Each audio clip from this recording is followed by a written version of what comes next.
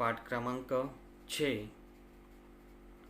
जरा प्यार से बोलना सीख लीजिए। विधा है गजल, रचनाकार है रमेश दत्त शर्मा।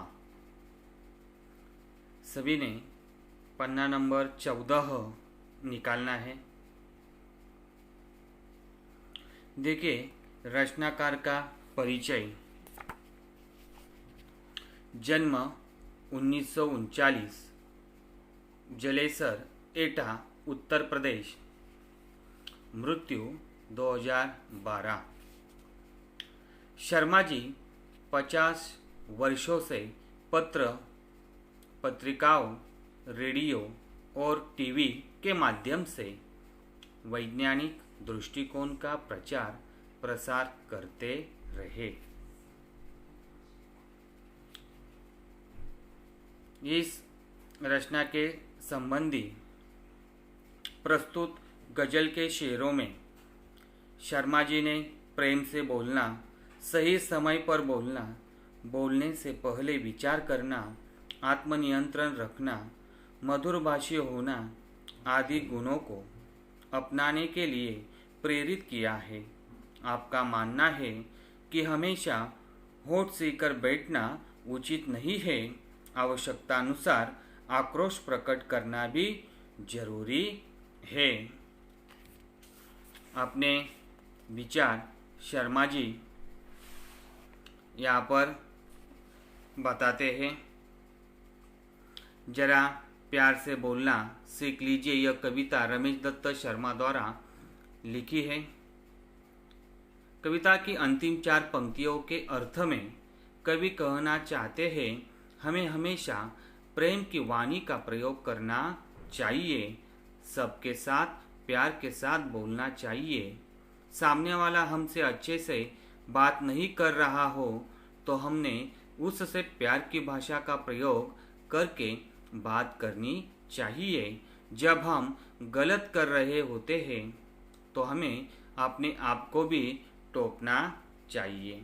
जब बात हमारे न्याय और सम्मान की आती है तो हमें चुप नहीं रहना चाहिए, तब हमें जवाब देना सीख लेना चाहिए। यहाँ पर शर्मा जी दूसरों के प्रति व्यवहार के बारे में प्रेरणा हमें दे रहे हैं। उनका मानना है कि हमें प्यार के साथ मधुर वचन बोलना, आवश्यकता के समय अवश्य बोलना, कुछ भी कहने से पहले अपनी बात पर विचार करना आदि गुण यहाँ पर वे हमें सिखलाते हैं। पन्ना नंबर 14 पर ध्यान दीजिए। वाणी में शहद घोलना सीख लीजिए, जरा प्यार से बोलना सीख लीजिए। हे मानव, अपनी वाणी में शहद जैसे मिठास घोलना सीखो, अर्थात मधुरभाषी बनो। तुम दूसरों से मीठे शब्दों में बात करो, जब भी बोलो प्यार से बोलो, जब आवश्यकता हो तभी बोलो। अनेक अवसरों पर आवश्यकता नहीं होती तब भी हम सलाह मशवरा दिया करते हैं। इसलिए शर्मा जी कहते हैं कि हे मानो, अपनी वाणी में शहद जैसी मिठास घोलना सीखो और हमेशा दूसरों के साथ प्यार से बात करो। चुप रहने के यारो बड़े फायदे हैं, जुज्बा वक्त पर खोलना सीख लीजिए। यहाँ पर शब्दार्थ आए हुए हैं। यारो यानी मित्र, फायदे लाभ, जुज्बा वाणी। यहाँ पर शर्मा जी हमें बतलाते हैं कि दोस्तों, चुप रहने के अनेक लाभ हैं। जैसे हमारी ऊर्जा बचती है, समय बचता है। उस ऊर्जा और समय को किसी सकारात्मक कार्य में लगाया जा सकता है। आगे, कुछ कहने से पहले जरा सोचिए, ख्यालों को खुद तोलना सीख लीजिए। शब्दार्थ है ख्याल यानी विचार, तोलना वजन करना। शर्मा जी इस पंक्ति से हमें बतलाते हैं कि किसी को कुछ कहने से पहले अपनी बात पर विचार करना और फिर बोलना सीखो। दूसरों को कुछ कहने से पहले हम क्या बोल रहे हैं यह सोचना चाहिए। बोलने से पहले अपने शब्दों को तोलने की आदत बनाओ। ऐसा न हो कि आपकी बातें सामने वाले को दुख पहुंचाए, इसीलिए बोलने से पहले हमेशा सोचना चाहिए। आगे है, तू तड़ाक हो या फिर हो तू मैं अपने आप को टोकना सीख लीजिए। यहाँ पर शब्दार्थ है, तू तड़ाक यानी क्रोध, गुस्सा, टोकना, रोकना या पूछताछ करना। तो देखिए शर्मा जी यहाँ पर हमें बताते हैं कि तलवार से हुआ घाव देर सवेर भर ही जाता है, किंतु कटु वाणी से हुआ घाव कभी नहीं भरता। समय असमय हमें याद आकर मार्मिक पीड़ा पहुंचाता है। इसीलिए यदि बातचीत के दौरान वैचारिक मतभेद हो, एक दूसरे पर आरोप प्रत्यारोप की स्थिति उत्पन्न हो, तो अपने आप को टोककर चुप रहना सीखो।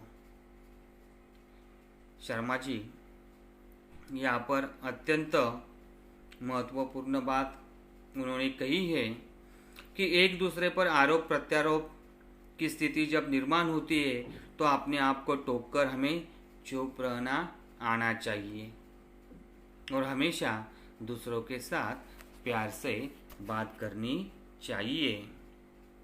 आगे, पटाखे की तरह फटने से पहले रोशनी के रंग घोलना सीख लीजिए।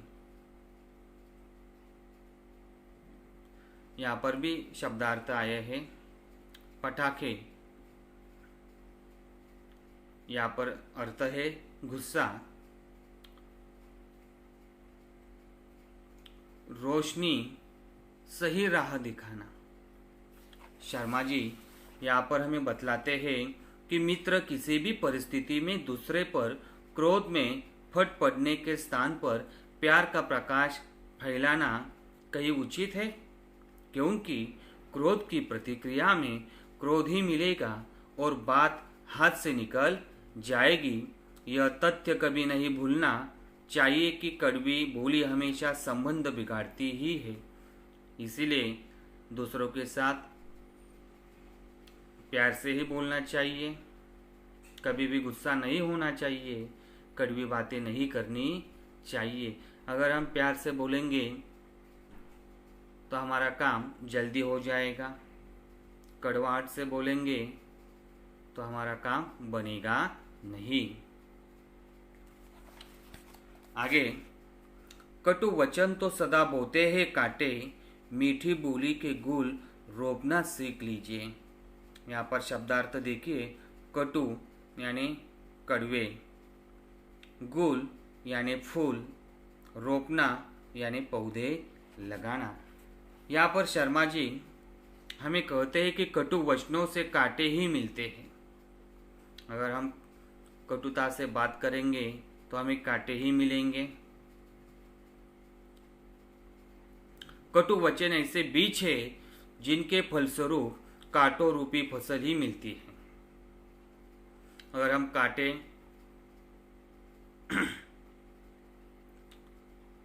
की तरह बात करेंगे तो हमें वैसा ही व्यवहार सामने वालों से मिलेगा। अंतः कटु वचनों का त्याग करके मीठी बोली रूपी फूल के पौधे लगाओ। हमेशा प्यार से बात करो और सामने वाले को अपनाओ।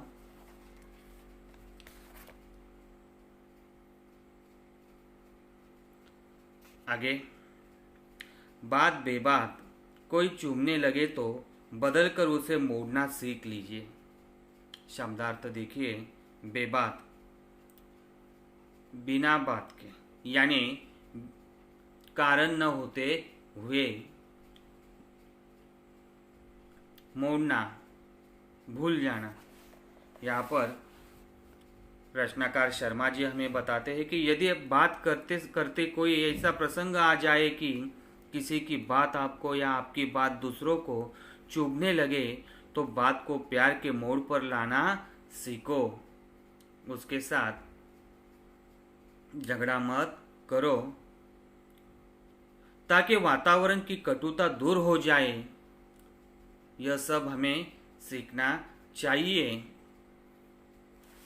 और आखिर में ये किसने कहा, होठ सीख कर के बैठो, जरूरत पे मुंह खोलना सीख लीजिए। देखिए शब्दार्थ सीकर यानी सिलकर, मुंह खोलना अपनी बात कहना। चुप रहने के भी फायदे हैं, लेकिन वक्त पर जरूरत पड़ने पर जुज्बा खोलनी भी आवश्यकता है। यहाँ पर शर्मा जी हमें बताते हैं,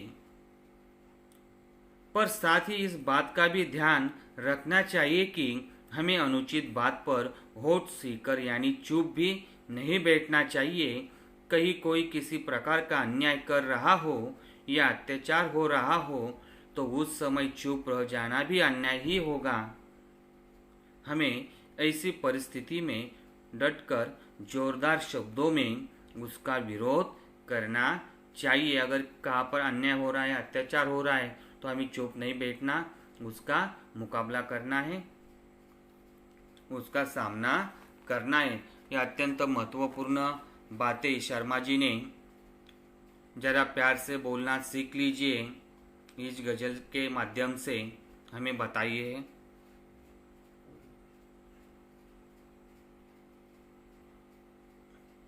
जरा प्यार से बोलना सीख लीजिए, इस माध्यम से हमें प्रेम से बोलना, सही समय पर बोलना, सोच विचार कर बोलना, आत्मनियंत्रण रखना, मधुरभाषी होना, इन गुणों को अपनाने की प्रेरणा शर्मा जी ने दी हुई है।